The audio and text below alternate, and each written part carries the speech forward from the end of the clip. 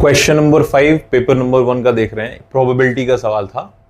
तो जैसा कि मैं बार बार हर एक क्वेश्चन बता रहा हूं कि हर क्वेश्चन केवल और केवल सीधे सिंपल से कॉन्सेप्ट पे बेस्ड है, कॉम्प्लिकेटेड कॉन्सेप्ट किसी में भी नहीं लगा है। और इसमें भी हम लोग एक एक लाइन को ब्रेक करते जाएंगे, पूरा आंसर हमारे सामने आ जाएगा। तो देखते हैं, इसमें कुछ कंडीशंस दी हुई हैं, बॉल्स बैग्स इस तरह की कंडीशंस दी हुई हैं। तो पहले उनको ड्रॉ कर लेते हैं कि हमारे पास पहले बॉक्स में 6 रेड 6 रेड और 9 ग्रीन बॉल्स हैं। ये बॉक्स नंबर 1 है। दूसरे में है 8 रेड और 12 ग्रीन बॉल्स, ये बॉक्स नंबर 2 है। और इनको मिक्स किया जा रहा है। तो मिक्स कर देंगे तो हमारे पास नया जो बॉक्स बनेगा उसमें 14 रेड एंड 21 ग्रीन बॉल्स हो जाएंगे। तो ये हमारी कंडीशन है जैसा उसमें दिया हुआ। अब कहा गया है कि even be the event that the ball chosen belong to box 1, यानी इसमें से इस बॉक्स में से सारी बॉल को मिक्स करके एक नया जो बन रहा है उसमें से एक बॉल को निकाला जाए। और इवन उस इवेंट का नाम है कि इसमें से जो एक बॉल निकले वो पहले वाले बॉक्स की हो। तो प्रोबेबिलिटी ऑफ इवन अगर हम लोग लिखेंगे तो पहले वाले बॉक्स में 15 बॉल है, उन 15 में से कोई भी एक बॉल इसमें से निकल जाए, आउट ऑफ ये 35 हो जाएगा। तो P1 हो जाएगा 15/35। सिमिलरली अगर PE2 लिखेंगे तो जैसे P1 लिखा हुआ है वैसे PE2 भी हो जाएगा। इसमें 20 बॉल्स का स्कोप है, 20/35। तो PE1 E2 लिख दिया। फिर कह रहे हैं F1 B the event that the ball, यानी इसमें से जो एक बॉल निकाल रहे हैं उसकी एक इवेंट F1 है कि रेड बॉल निकली होगी। तो इसमें से एक रेड बॉल निकालने की जो प्रोबेबिलिटी है वो 14/35 हो जाएगी। और F2 जो है उसके लिए ग्रीन बॉल निकालने की जो प्रोबेबिलिटी रहेगी इसमें वो हो जाएगी 21/35। यानी जिस तरीके की प्रोबेबिलिटीज दी हुई थी, जो भी चीज गिवन थी, हमने बहुत प्यार से बहुत आराम से हर एक को विद देयर प्रोबेबिलिटी के साथ लिख दिया। अब हम लोग देखते हैं हर एक स्टेटमेंट के बारे में क्या बोला गया है। जैसे पहले स्टेटमेंट बोला गया है, पूछा गया है कि इवेंट E1 और E1 और F1 इंडिपेंडेंट है क्या। तो इंडिपेंडेंट के लिए हमें ये चीज चेक करना होता है कि दोनों का जो इंटरसेक्शन है वो दोनों के प्रोडक्ट प्रोबेबिलिटीज के प्रोडक्ट के बराबर आ रहा है कि नहीं आ रहा है।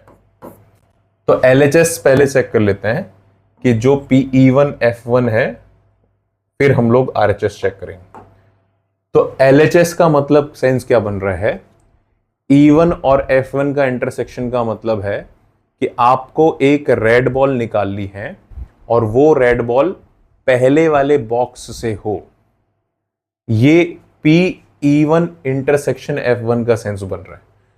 तो पहले वाले बॉक्स से रेड बॉल निकालने की जो प्रोबेबिलिटी रहेगी, पहले वाले बॉक्स में 6 रेड बॉल्स हैं तो ऊपर आ जाएगा 6। और टोटल आपके जो प्रोबेबिलिटी बनेगी, टोटल यानी टोटल जो बॉल्स हैं जिसमें से हमें निकालना है वो है 35। तो 6/35 PE1 और F1 का इंटरसेक्शन बनेगा। सेंस क्या बना कि आपको रेड बॉल निकालनी, लेकिन पहले बॉक्स से रेड बॉल निकालने की प्रोबेबिलिटी क्या है। तो पहले बॉक्स में 6 रेड बॉल्स थी आउट ऑफ 35 बॉल्स, तो पहला ये बना। अब इसको देख लेते हैं कि ये PE1 इंटू PF1 की प्रोबेबिलिटी से मैच खा रहा है, प्रोडक्ट से मैच खा रहा है। ये आ जाएगा 15/35 इंटू इसमें F1 यानी 14/35 का मल्टीप्लीकेशन कर दिया जाए तो कैंसिलेशन करते हैं तो ये बचेगा 2 और ये बचेगा 5। फर्दर ये कैंसिल होके 3 बचेगा, ये आ जाएगा 6/35। तो भाई पहला वाला तो प्रूव हो जा रहा है कि E1 और F1 जो इवेंट्स हैं वो इंडिपेंडेंट हैं, क्योंकि ये प्रोबेबिलिटी इसके बराबर आ रही है। दूसरा केस देखते हैं, सेकंड वाला देखते हैं।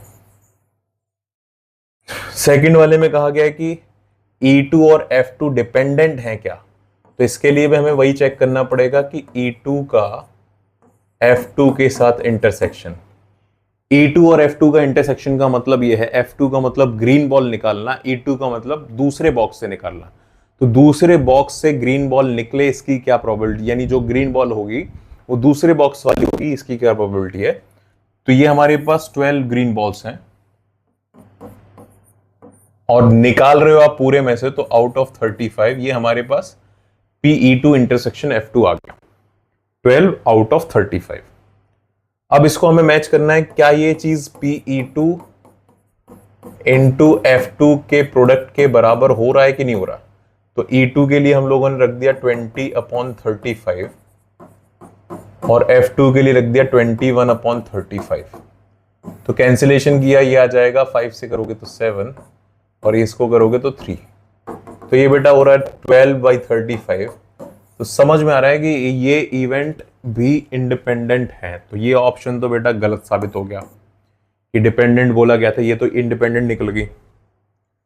उसके बाद तीसरा ऑप्शन देखते हैं। थर्ड ऑप्शन में बोला गया कंडीशनल प्रोबेबिलिटी F1 E1 के बाद F1 होने की probability is equals to E2 के बाद F1 होने की प्रोबेबिलिटी के बराबर है कि नहीं। तो इसको अगर हम लोग देखें, इसको लिखते हैं। इसको लिखने का मतलब है F1 E1 होने के बाद F1 होने की प्रोबेबिलिटी का मतलब हो जाएगा F1 intersection E1 upon PE1। तो ये निकालना बहुत ही आसान है, ये हम लोग निकाल भी चुके हैं। F1 इंटरसेक्शन E1 निकाल भी चुके हैं, ये इंडिपेंडेंट इवेंट्स थी हमारी। तो ये हमारा हो जाएगा F1 इंटरसेक्शन E1 हो जाएगा अपना, यानी 6 रेड बॉल निकालनी आउट ऑफ 35। तो ये पहला वाला हो रहा था 6/35 और PE1 का मतलब हो जाएगा 15/35। तो बेटा ये बैठ रहा है अपना 3 से और कैंसिल करोगे तो 2/5, बहुत आसानी से। अब इसको हमें कंपेयर करना है इस इवेंट के साथ।